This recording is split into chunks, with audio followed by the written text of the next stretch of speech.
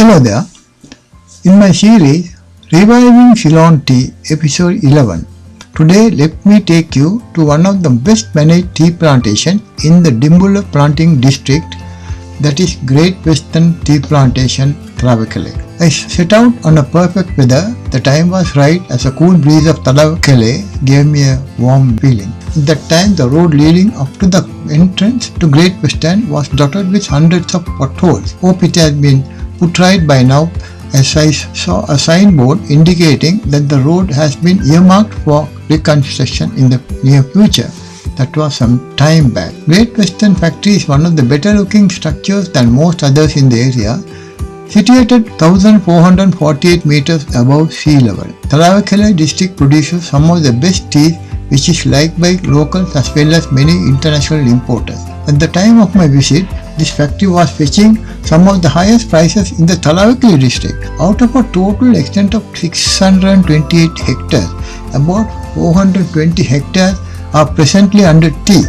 It is the largest estate owned by Talawakelle Tea Estates Ltd and produces over 600,000 kilograms of tea annually. The estate comes under Dimbula Planting District under the Agro Climatic District of Talawakelle-Lindula. The estate started its coffee and tea production in 1890 to 1895 period. According to Ferguson's Directory of 1904, the factory burned down in January 1898, though it has not been mentioned if the factory produced tea or coffee at the time. I saw a rare photograph displayed at Great Western Factory which showed picture of two factories, both tea and coffee. The factory looked well maintained with an impressive reception area where a large number of awards, certificates and other mementos decorated the room. The visitors could easily understand the many achievements the factory has recorded over the past several years. One such award caught my attention was Hazard Analysis and Critical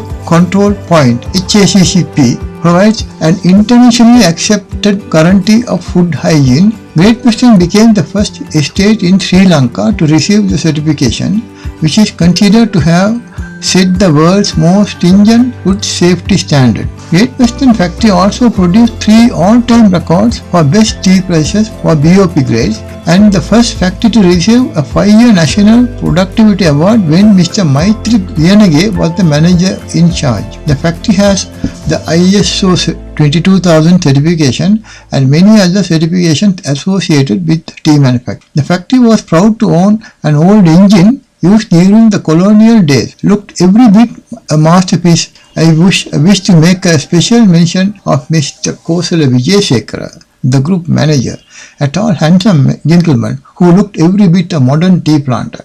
His knowledge on tea estate management indeed impressed me. His factory manager, Mr. Balakrishnan, called Bala, was a veteran in his own field of tea manufacture. My entourage was later taken to the manager's bungalow by the planter. The bungalow had striking similarities with some other bungalows in the Talawakelle area, which indicate they have been constructed during the same period or by the same house builders at least 75 years ago.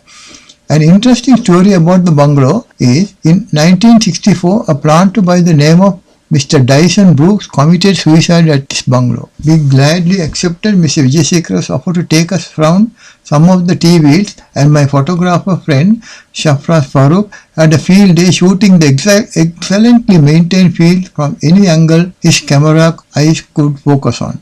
After a long time, my tired eyes feasted on Great Western tea field, which looked like great green carpets, a feature common only in a few estates in the country. The sheer beauty of nature gave all the impetus a photographer would love to have. I forgot all the trouble we had to take travelling on that bumpy journey from Nuvarelia. I was thrilled to see a field where an altogether different type of tea bushes were grown, which I was told a type of vegetative propagated or VP cultivar. Earlier, this cultivar was known as clone of the TRI 40 series. The bushes had slightly reddish colored leaves and used to manufacture a special type of tea known as the silver tips in tea jargon. Silver tip teas are extremely rare and fetch thousands of Sri Lankan rupees per kilogram at the Colombo auction, something no ordinary tea can match. The estate had about 54% under VP plant. The planter told me that an average tea bush produces only a kilo of green leaf per year.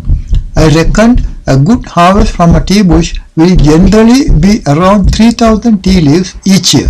3000 leaves sounds like a lot, but in harvesting tea, this quantity only makes about half a kilogram or 1 pound of tea. This shows how important it is to look after each and every tea bush in a plantation. This is just what the planters have been doing here. Great Western is situated on an altitude of 2200 meters and it is the 6th highest in the country.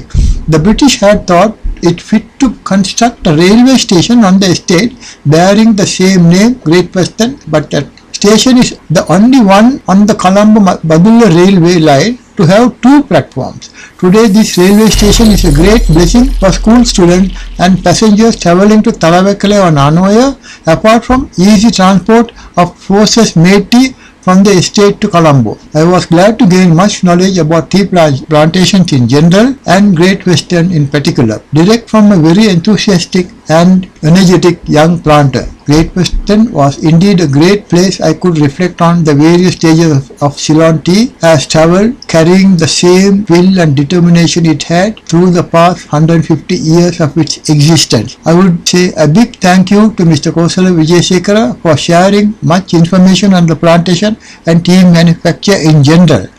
Thank you for watching my video and see you in my next episode.